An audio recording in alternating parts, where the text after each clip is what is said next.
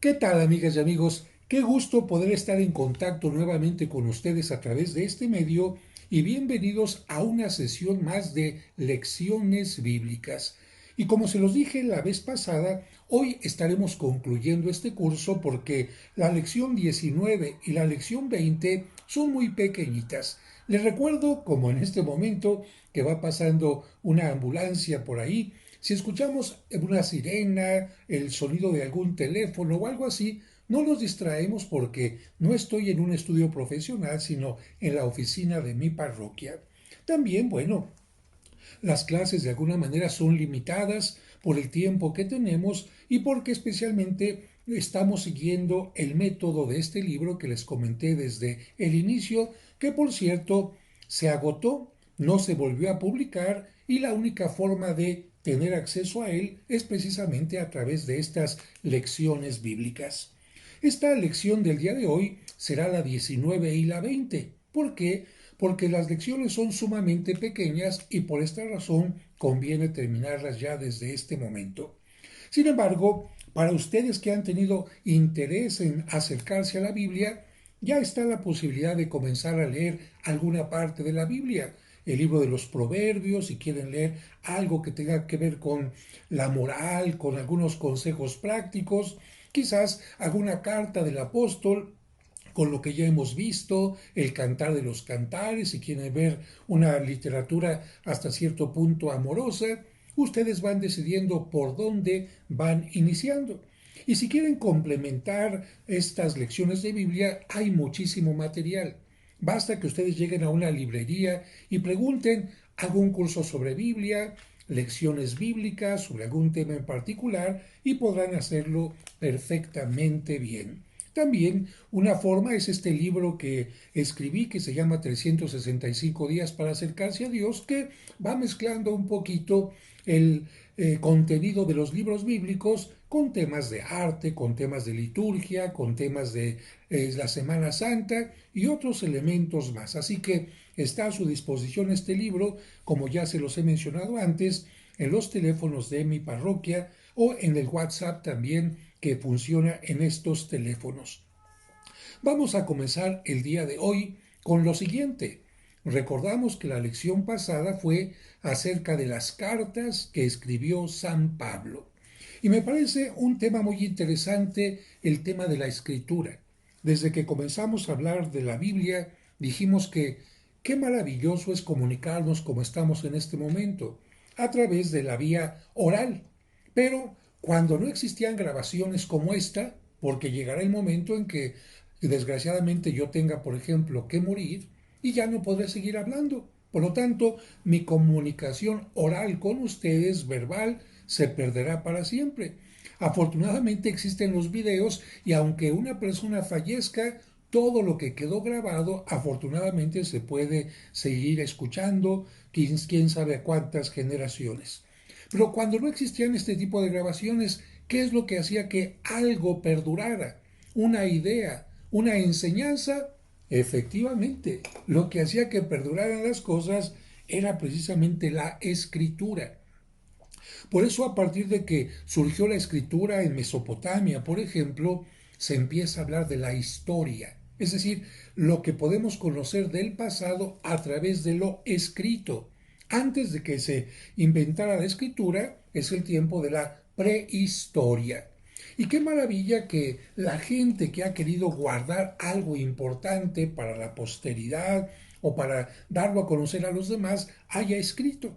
Y tenemos escritos de todo tipo. En las tablillas de arcilla de Mesopotamia encontramos cuentas, porque para que la gente no se le olvidara cuánto le debía una persona una cantidad importante ante un negocio, o encontramos también algunas alianzas entre pueblos, algunas leyes para que la gente no las olvidara, pero también algunos rituales como por ejemplo el libro de los muertos en Egipto, que era precisamente todo un ritual para el más allá, la momificación y muchas cosas más, pero también la Sagrada Escritura.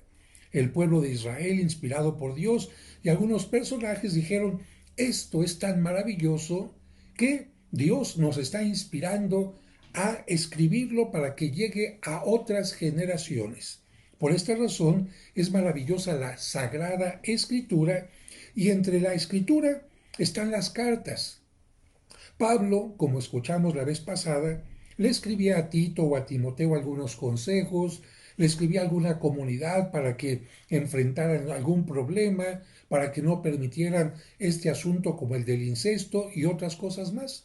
Y escribe en distintas circunstancias, perseguido, escribe algunas cartas encarcelado, escribe algunas cartas lleno de agradecimiento, y no solamente San Pablo, aunque él escribió muchísimas cartas comparadas con las demás que se han encontrado de otros apóstoles, también otros apóstoles de Cristo escribieron inspirados por Dios. Por lo tanto, la lección de hoy 19 se llama Cartas Católicas o Universales, porque acuérdate que la palabra católico en griego significa universal. ¿Por qué se llaman así? Se llaman así porque no fueron dirigidas a una comunidad especial como las de San Pablo, sino a toda la cristiandad, y son 7 en total. Y comenzamos por la primera, Carta de Santiago, autor. Esta carta comienza con el encabezamiento de Santiago, siervo de Dios y del Señor Jesucristo. ¿Quién es este Santiago? Porque en el Nuevo Testamento aparecen varios con este nombre. Aparece en primer lugar Santiago, hijo de Zebedeo y hermano de Juan, Juan el Evangelista, discípulo de Jesús, a quien Herodes Agripa I hizo decapitar hacia el año 44. Este santo es el que se venera en Compostela precisamente. Aparece también otro Santiago, hijo de Alfeo, igualmente discípulo de Jesús, quien vuelve a aparecer más en el Nuevo Testamento. Y aparece también Santiago, hermano de Judas, Judas Tadeo, no el Iscariote. Y también, aparece finalmente Santiago, posiblemente el autor de esta carta, a quien Pablo lo llama Santiago, el hermano del Señor. A él se refiere también Mateo y Juan, y lo retrata como incrédulo durante el ministerio de Cristo, postura que muy pronto rechaza. Así, en Hechos, en esta cita, se le ve como creyente, lo mismo que en la primera carta de Corintios. A la salida de Pedro de Jerusalén, parece que este Santiago es el que tomó el liderazgo de la comunidad de aquel lugar y figura por última vez en Hechos.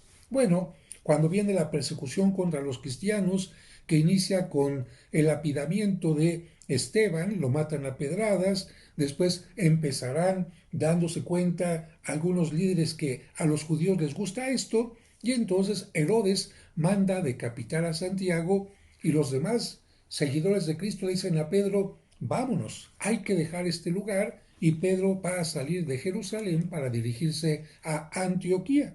Pero aquella comunidad de Jerusalén necesitaba de un líder, y entonces es precisamente este Santiago, no otro de los apóstoles, sino este último Santiago, el que escribe esta epístola o carta. Y la tradición lo señala como martirizado en Jerusalén hacia el año 60. Punto B. El contenido doctrinal.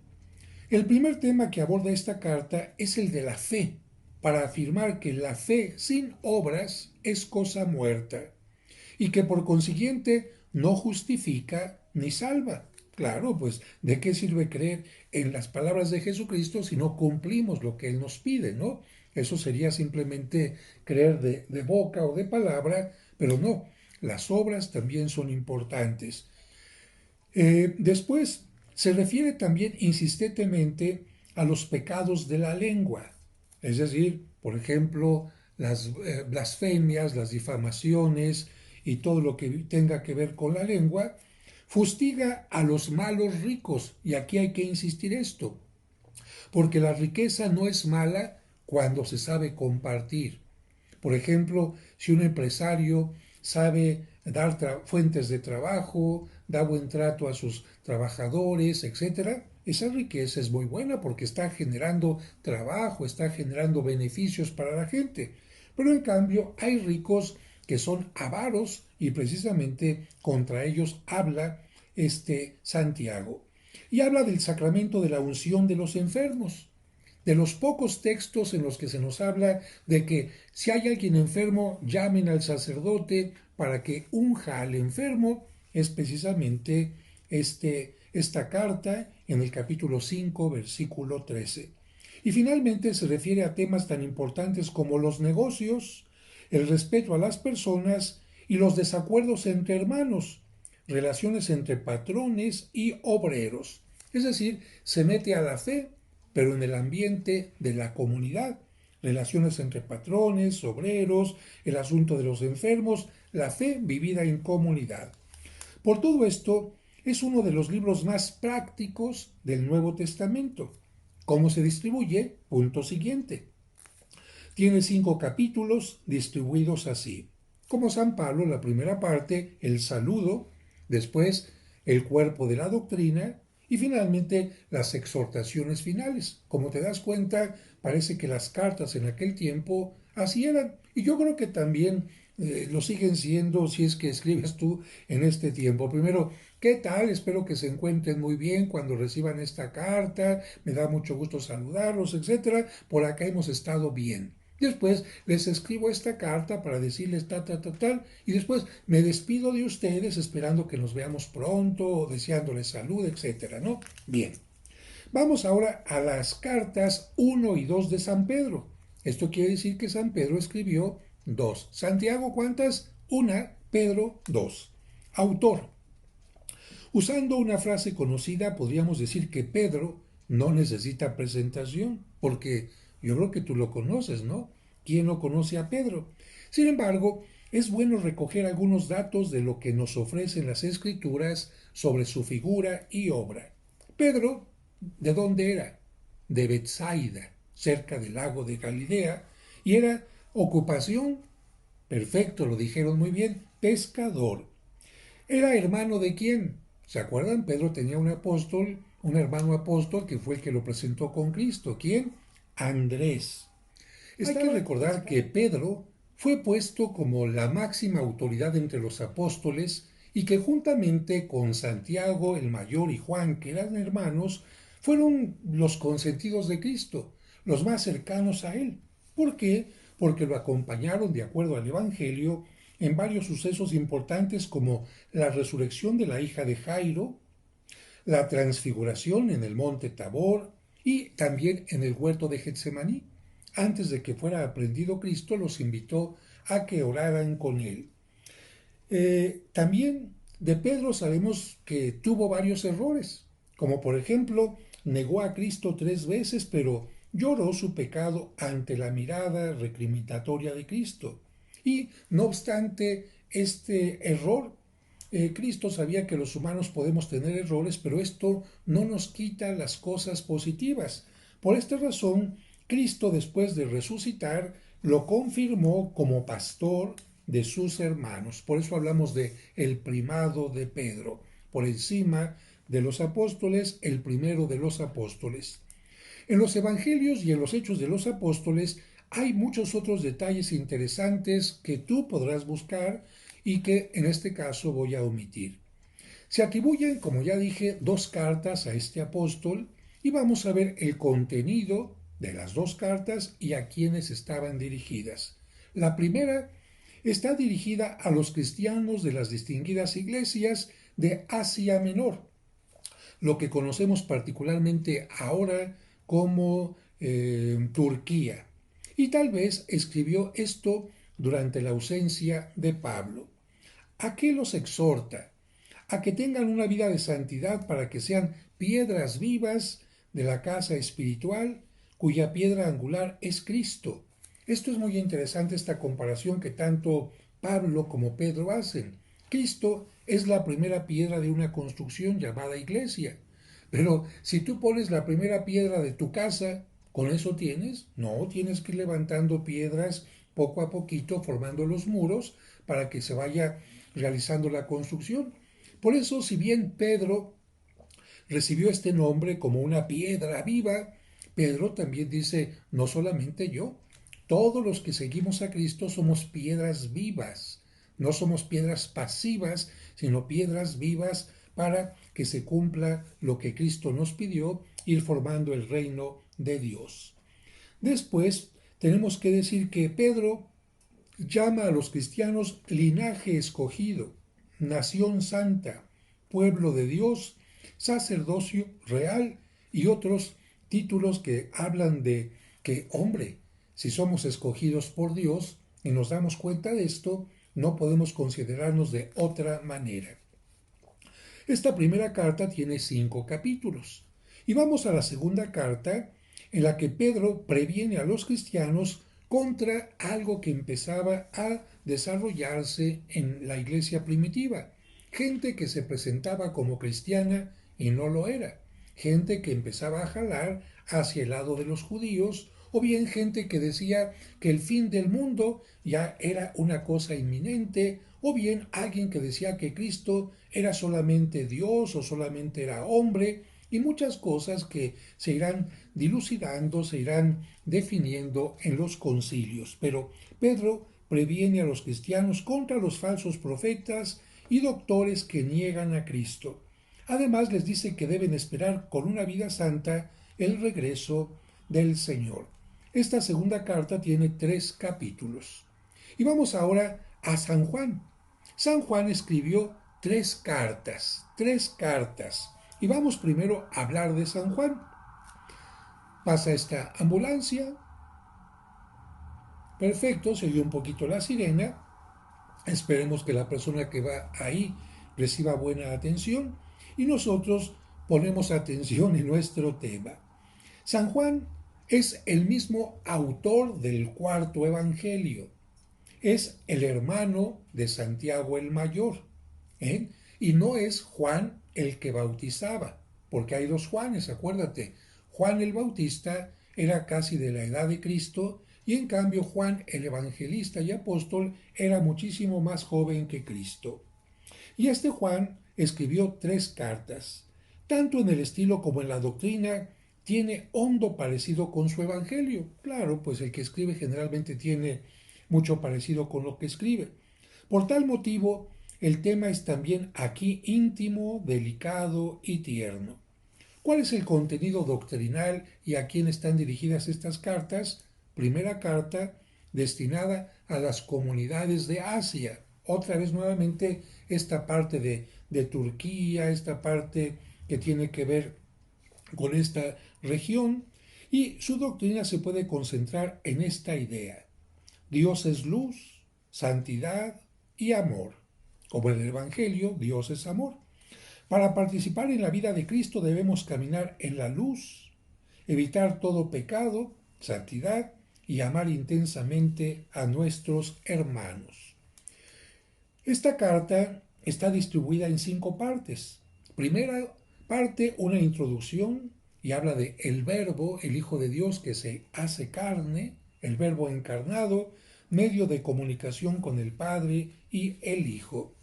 Después habla en esta primera parte, después de la introducción, caminar en la luz, vivir como hijos de Dios, estar en las fuentes de la caridad y de la fe y algunas adiciones más. La segunda carta está destinada a una iglesia de Asia Menor y es un resumen de la primera. Habla del precepto de la caridad y de tener cuidado con los anticristos. Y aquí es muy interesante porque no es un anticristo. Anticristos serán todos aquellos que van en contra de Cristo o que se presentan como si fueran los salvadores del mundo, que también en nuestro tiempo seguramente tú habrás visto que hay. Esta carta segunda es muy corta y tiene solo 13 versículos. Vamos con la tercera carta. Está dirigida ya esta carta no a una comunidad, no a varias comunidades, sino a un amigo suyo que se llamaba Cayo. Este nombre era muy común en aquel tiempo, Cayo. En esta carta le alaba la vida cristiana que lleva y le ruega que acoja, que reciba a los predicadores del Evangelio.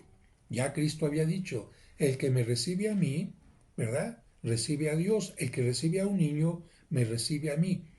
Recibir a un profeta, recibir a un predicador, es de alguna manera recibir a Dios y por eso Dios siempre recompensa a quien acoge a estas personas. Esta tercera carta es también muy corta y tiene 15 versículos, por lo que puedes leer perfectamente estas tres cartas sin ningún problema si es que así lo deseas. Vamos ahora a la siguiente carta de San Judas. Carta de San Judas. El autor Judas, hermano de Santiago, escribió esta carta a las iglesias de Palestina, Siria y Mesopotamia.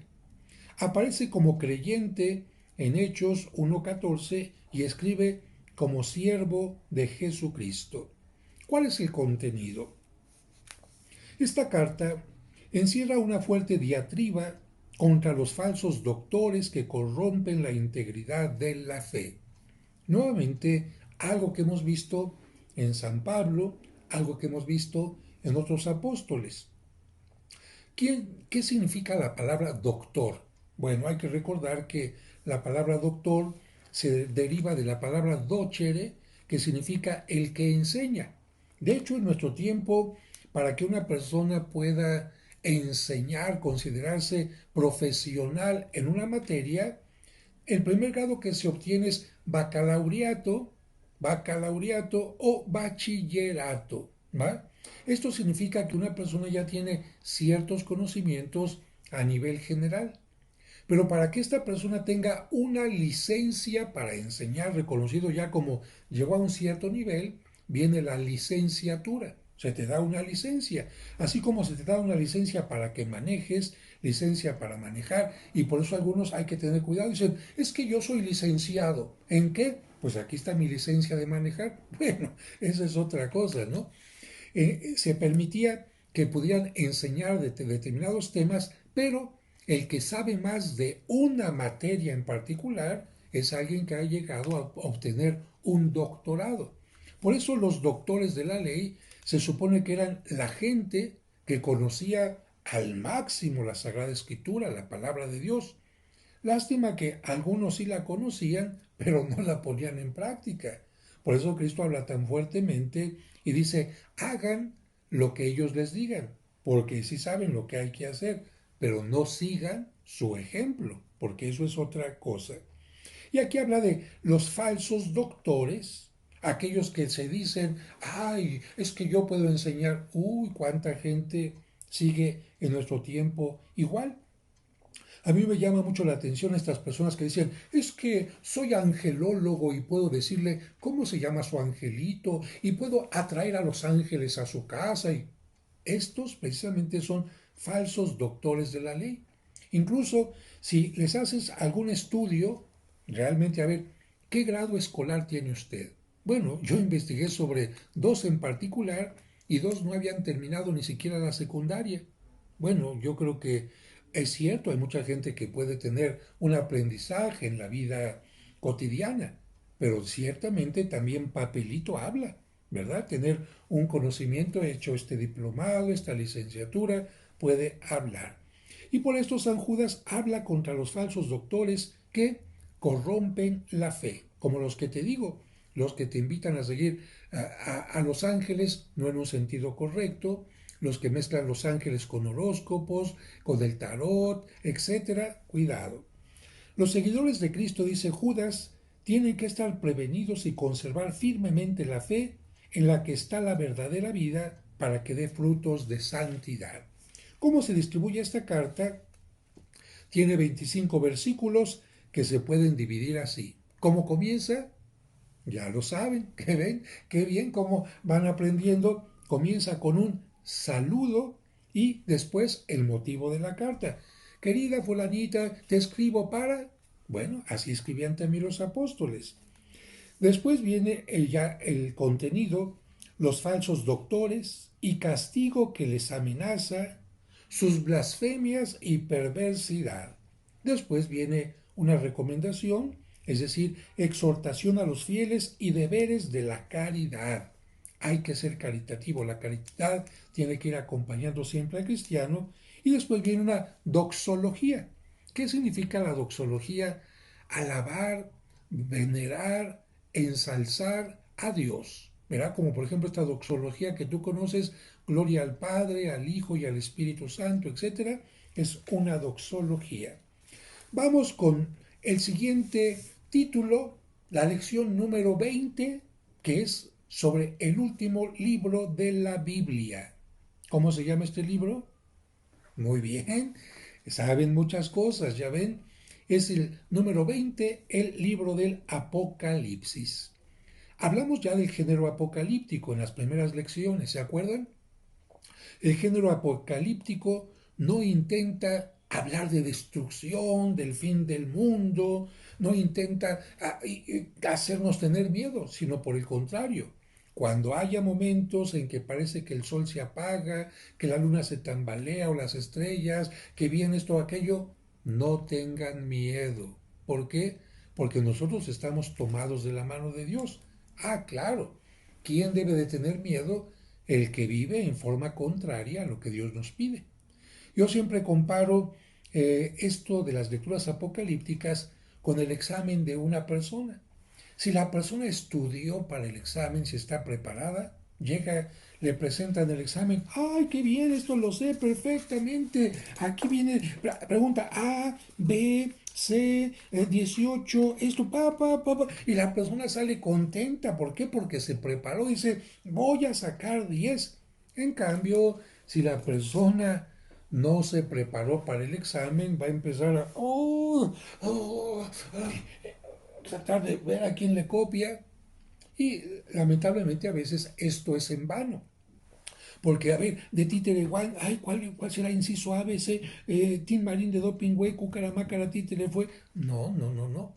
El que no se prepara cuando viene un examen, le va muy mal. Y en la vida hay muchos exámenes que no siempre la gente pasa, ¿eh? ¿Por qué? Porque no se ha preparado. Y precisamente el libro del Apocalipsis nos diría, mira, todos estos libros anteriores te tendrían que haber servido para que seas una mejor persona, para que cumplas los mandamientos, para que te acerques a Dios, para que sepas pedir perdón, reconocer tus faltas, en fin. Ya si no le haces caso a todo lo anterior, entonces sí, ten miedo no solamente al juicio de Dios, sino tenle miedo a que tu esposa te deje, a que te corran de tu trabajo, a que te enfermes de algo grave porque ni siquiera cuidas tu salud. Por lo tanto, el Apocalipsis nos habla de circunstancias difíciles, de destrucción, para decir, en medio de la luz, de la oscuridad, que brilla la luz. Bueno, vamos con título y autor. Apocalipsis significa descubrimiento, destapamiento o, más claramente, revelación. Algo que no conocías se te va a revelar y que algo que permanece oculto. Este libro se atribuye a San Juan Evangelista, quien había escrito esta obra en el destierro. ¿Te acuerdas que San Juan es el único apóstol que no muere martirizado? La tradición nos dice que sí lo quisieron martirizar y, bueno, de hecho lo martirizaron, pero no murió metiéndolo en un caldero con agua muy caliente o algunos dicen que con aceite. Esto hubiera sido más delicado, pero de alguna manera San Juan se libra de este martirio y entonces como no se les podría dar un segundo martirio de acuerdo a ciertas leyes, entonces lo envían al destierro, a una de tantas islas donde los ponían a picar piedra, como algunos papas los pusieron a picar piedra, a hacer trabajos de esclavos, y a San Juan lo mandan a esta isla de Patmos. Puedes buscar la islita en tus mapas. Esta isla está en el mar Egeo y es enviado San Juan bajo el imperio de el emperador Domiciano, de acuerdo al Apocalipsis 1:9. Y el Apocalipsis, como te he dicho, es el libro último del Nuevo Testamento y consecuentemente también de la Biblia. Contenido. Este libro fue escrito para animar a los cristianos que sufrían persecución. Más adelante te comento algo. Porque en aquellos tiempos la iglesia estaba siendo perseguida y los cristianos se veían envueltos por lo mismo en muchas tribulaciones. A esta anomalía se refiere Juan en su escrito envolviéndola en alegorías y símbolos muy difíciles de entender. Y los intérpretes ven aquí una visión teológica del sentido de la Iglesia desde el principio hasta el fin de los tiempos. Su lenguaje se asemeja al de los profetas que anunciaban el día de Yahvé, y como ellos, como los profetas del Antiguo Testamento, vaticina especialmente tres cosas. Bien, me regreso primero al Antiguo Testamento y a los profetas que decían, tengan cuidado pueblo, tengan cuidado sacerdotes, tengan cuidado dirigentes, tengan cuidado enemigos del pueblo de Israel, porque un día va a llegar el día del Señor y Él va a venir a darle a cada uno su merecido. Algo así como el hermano mayor que les dice a los hermanos chiquitos, tú no hiciste tu tarea, tú no quieres comer la comida, tú esto, pero va a llegar papá y mamá y a ver cómo les va. No, bueno, haciendo una comparación, esta, digamos, manera de hablar de los profetas del Antiguo Testamento, es decir, todo tiene un límite. Y ojalá que el trabajo que tienes que hacer, que las cosas que tienes que hacer, las hagas a tiempo, porque si no, te puede ir muy mal. Ahora, permítame un momento para hablar de las persecuciones. Las persecuciones, como ustedes saben, contra la iglesia van a empezar desde el inicio. Los mismos judíos, de hecho, persiguieron a quién? A Cristo. Lo estaban asediando, persiguiendo. ¿Para qué? Para ver de qué manera se deshacían de él. Así que la iglesia nace con persecuciones porque a Cristo lo persiguen hasta que lo acaban. Una vez que muere Cristo, va a ir la persecución contra los seguidores de Cristo, para que no sigan, según los judíos, incitando al pueblo a que se rebele, a que dejen sus tradiciones, a que sigan al nuevo supuesto líder, así piensan ellos, y entonces van a ir primero, el primer mártir perseguido va a ser San Esteban, a quien van a matar a pedradas. Después se nos habla en los Hechos de los Apóstoles que Pablo busca perseguir todavía a los seguidores e incluso pide permiso para salir de Jerusalén y tomar un camino hacia el norte para acabar con los cristianos. La persecución judía sigue, San Pablo se convierte, pero a San Pablo ahora lo van a perseguir y van a perseguir a otros.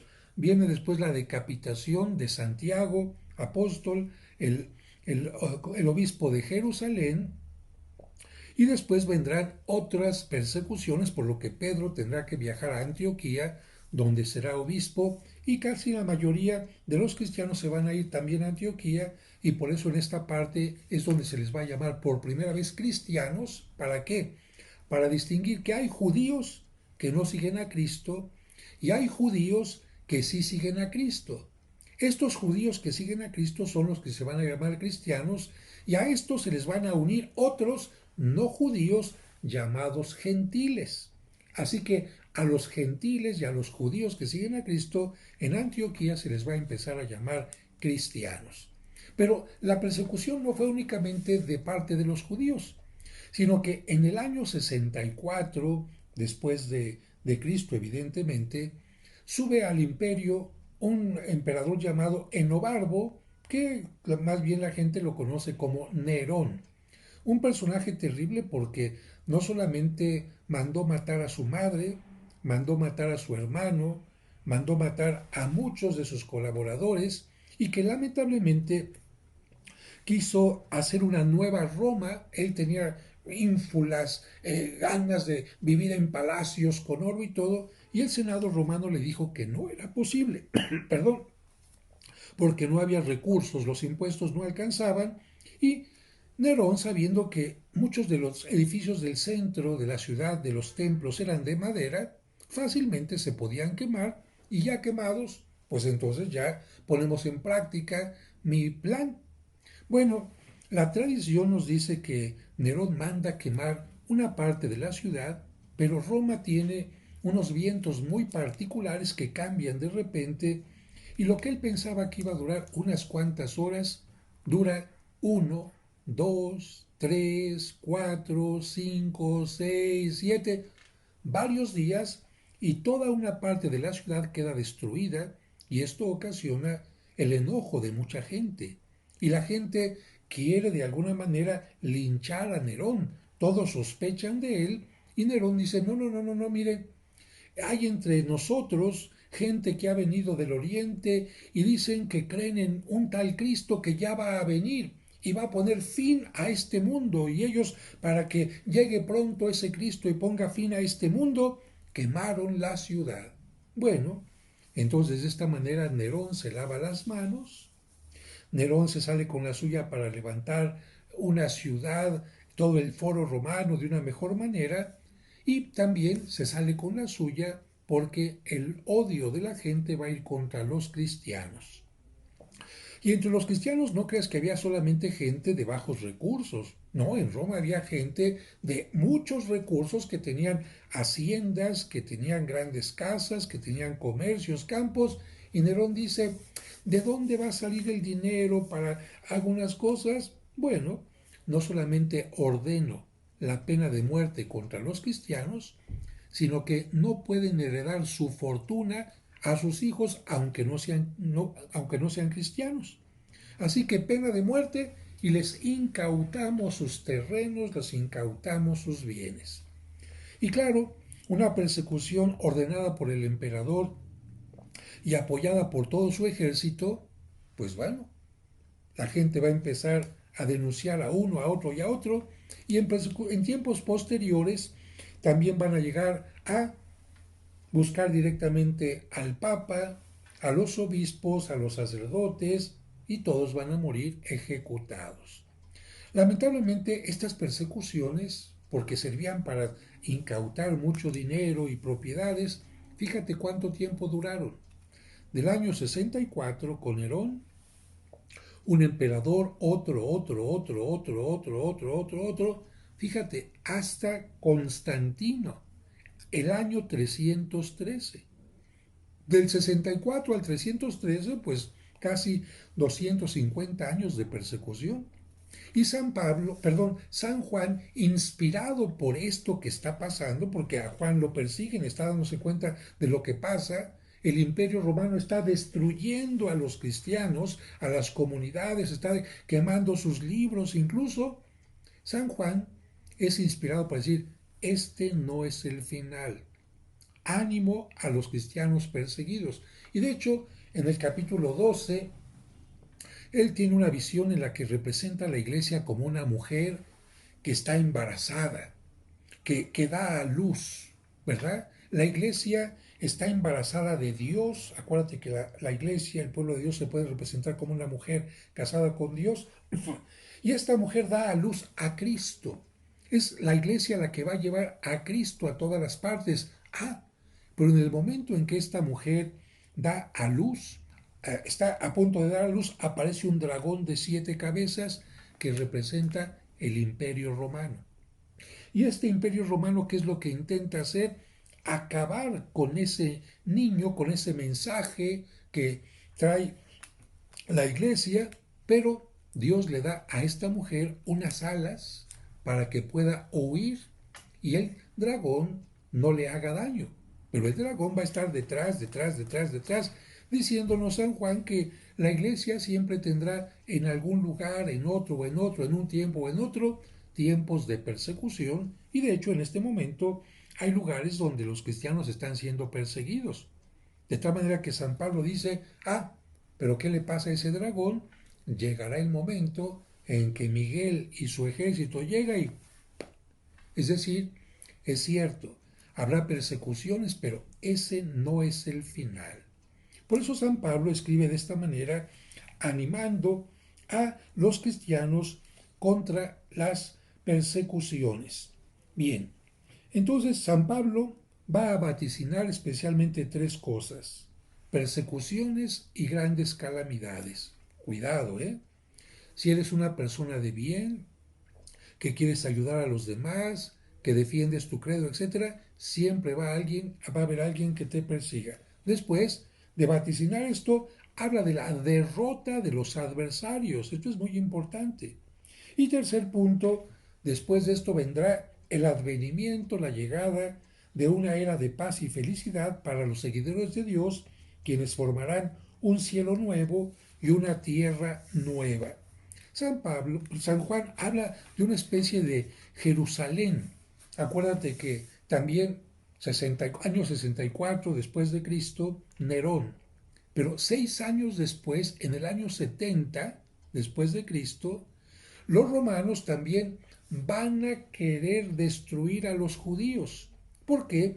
Porque ya entre los judíos ha habido varios rebeldes que se han ido en contra del emperador, en contra del imperio, ya no quieren pagar impuestos, y Roma dice, a ver, vamos a permitir que este grupito, este puñadito dé el mal ejemplo a nuestras otras poblaciones. No, al contrario, hacemos con este un escarmiento y las demás poblaciones lo van a entender. Como en algunos lugares, ¿no?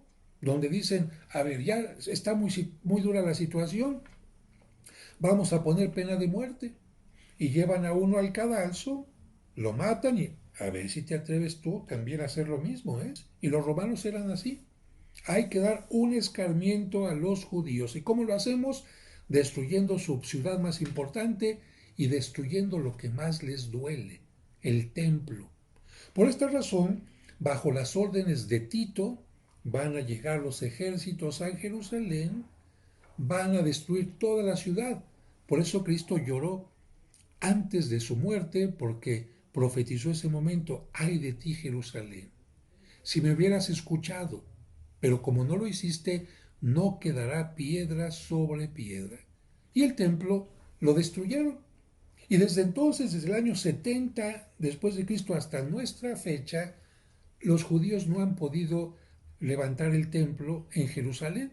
¿Por qué? Porque, bueno, en aquel momento destruyeron la ciudad, los dispersaron, nadie fue a vivir ahí, después los romanos levantaron alguna pequeña ciudad en ese lugar y más adelante llegarían los musulmanes y levantaron exactamente un templo, una especie de mezquita, donde estaba el templo de Jerusalén, que es exactamente sobre la roca donde Abraham iba a sacrificar a su hijo Isaac. Así que bueno, imagínate, años 70 después de Cristo viene la persecución y destrucción de Jerusalén, y esto hará que los cristianos digan, y sobre todo San Juan, no me preocupo yo por estas piedras, me preocupo en todo caso por las piedras vivas, por los humanos. Cristo ya nos dijo que ya no importan las piedras, lo que importa son los seres humanos. Y Cristo nos dijo que llegaría el momento en que ya no se daría a Dios culto en el templo de Jerusalén o acá o allá, sino se le daría culto en espíritu y en verdad. De tal manera que las iglesias construidas son un lugar donde nosotros podemos reunirnos, celebrar los sacramentos, etcétera. Pero lo que importa no son las iglesias formadas por piedras, sino la iglesia formada por piedras vivientes, y por eso en el Apocalipsis se habla de la Jerusalén celestial, una iglesia desarrollada, una iglesia evolucionada, una iglesia triunfante. Bien, después de esto habla también con el advenimiento del reino de Dios junto con el Señor, Rey de Reyes y Señor de los Señores, como príncipe soberano de la creación, todas las cosas se someterán a su voluntad. Será así como una especie de, perdón por la comparación, de sistema planetario, donde Cristo será como el Sol y todos los planetas que giran a su alrededor. Así será el momento final. Cristo será como un gran imán que por su amor, por su paz, por todo lo que es, atraerá a todos hacia Él. Evidentemente que aquellos que no hayan querido seguirlo serán expulsados no por Dios, sino por ellos mismos, son los que se saldrán de la fiesta porque no quisieron estar en ella. ¿Cómo se distribuye este libro? Tiene 22 capítulos y tiene 4 partes con 44 visiones que tuvo San Juan. Te repito, 22 capítulos, 4 partes y 44 visiones que el autor tuvo. Y antes de ir a las visiones, quiero concluir con esto. Acuérdense que los géneros apocalípticos de la Biblia van a ser especialmente Daniel, Ezequiel y también San Juan en el Apocalipsis. Daniel y Ezequiel van a hablar como los enemigos, como la prostituta, como la Babilonia, etcétera, etcétera. San Juan va a hablar también de la Babilonia, de la ramera, de la prostituta, inspirado en quién. En este libro de Daniel y Ezequiel se va a hablar también como una especie de fin del mundo, etcétera. Muchos signos. San Juan va a inspirarse en estos géneros literarios de estos dos profetas para hablar de visiones a través de signos. ¿Y por qué lo hace así? Para que no descubran los no cristianos el mensaje que les está enviando a los cristianos. Primera visión, Cristo y las 7 iglesias. Hay que recordar que en lo que conocemos ahora especialmente como Turquía es donde están estas iglesias que tú recordarás seguramente como Éfeso, Pérgamo, etcétera. Bueno, las 7 iglesias del Apocalipsis que eran las comunidades más grandes de cristianos que existían. ¿Por qué? Porque ya dijimos que los cristianos tuvieron que huir hacia el norte. Y en estas iglesias había cosas que había que ponerles palomita, pero también Dios dice a través de San Juan, hey, cuidado tú con esto. Por eso son mensajes de corrección y de alabanza en algún momento. Primera visión, Cristo y las 7 iglesias. Segunda visión, aquí se presentará a Cristo bajo la figura de un cordero que es capaz de abrir un rollo que tiene muchos sellos. Se va a hablar de los santos como ancianos, se va a hablar también de el lugar en la presencia de Dios como tronos y otro tipo de cosas. Segunda visión, Cristo y los juicios de la tierra. El trono en el cielo y el cordero. ¿Quién va a juzgar? El trono en el cielo y el cordero.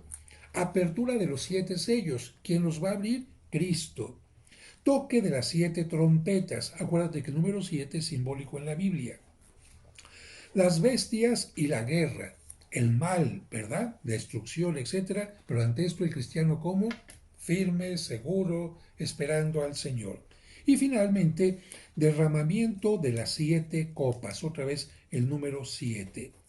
Tercera visión, Cristo y sus victorias, la caída de Babilonia la Grande. Fíjate, en tiempo de San Juan no existía ya la Babilonia de tiempo de Daniel y Ezequiel, pero ¿de dónde toma San Juan la idea de hablar de Babilonia? De acá. ¿Pero de quién está hablando San Juan? ¿De Babilonia? No, está hablando del Imperio Romano utilizando la figura de Babilonia. Después la aparición de Cristo. Después la derrota de la bestia, ¿no? La atadura de Satanás, ya vencimos al enemigo y ahora lo mantenemos derrotado y atado. Después hablará de un milenio. El número 1000 significa en aquellos términos un tiempo necesario para algo, así como el 40. Y finalmente el cielo nuevo y la tierra nueva, todo mejorado. Como alguien que se le quemó su casa, pero ahora ya tengo una casa nueva. Como alguien que lamentablemente se le quemó o se le destruyó por una tormenta, una granizada, su cultivo, pero ya tengo ahora el nuevo cultivo, la nueva cosecha, ¿no? De esta manera habla del triunfo de Dios. Y finalmente la cuarta visión, Cristo y su esposa. ¿Se acuerdan que en el Antiguo Testamento se hablaba Dios y su pueblo como una pareja? Bueno, aquí también San Juan utilizará esta manera de hablar, Cristo y su esposa. Y finalmente, exhortaciones finales y la bendición. Exhortaciones finales y la bendición. Estamos llegando al final de este libro y tiene una conclusión general de solamente 5 renglones que te voy a leer. Al llegar al final, podemos repetir las palabras que el apóstol San Pablo escribe a los romanos. Todo lo que fue escrito en el pasado se escribió para enseñanza nuestra, de modo que por la perseverancia y el consuelo de las escrituras mantengamos la esperanza. Esto lo dice en el capítulo 15 a los Romanos, versículo 4. Bien, pues de esta manera doy gracias a Dios porque aun cuando de repente algún sonido de fuera, algún problema de garganta, de labio, en fin, de decir unas cotras por osas, unas cosas por otras, en fin, hemos llegado a el final de este curso, de estas lecciones bíblicas. Espero de verdad que les hayan ayudado, las pueden repasar, pero más que repasar las lecciones, hay que acercarnos ya a la Biblia. Ya no le tengas miedo, no la tengas de adorno nada más. Acuérdate que no hay que leerla de principio a final, sino que la puedes ir leyendo conforme tú lo vayas necesitando o conforme quieras profundizar.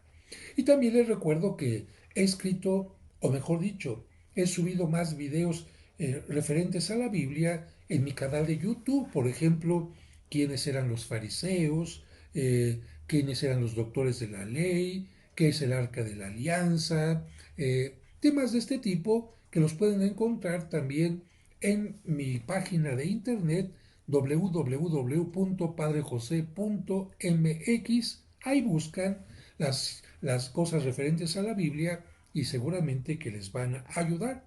Yo seguiré también trabajando en muchas cosas que tengan que ver con la Biblia y también voy a seguir subiendo algunos libros apócrifos que a muchos de ustedes les gustan.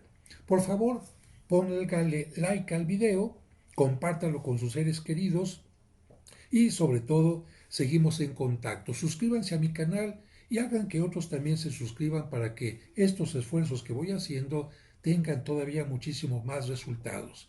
Gracias a Dios por su bendición y esta bendición que Él me da, las comparto con ustedes, la comparto con ustedes porque finalmente para eso estamos en el mundo, para bendecirnos unos a otros. Que Dios les bendiga.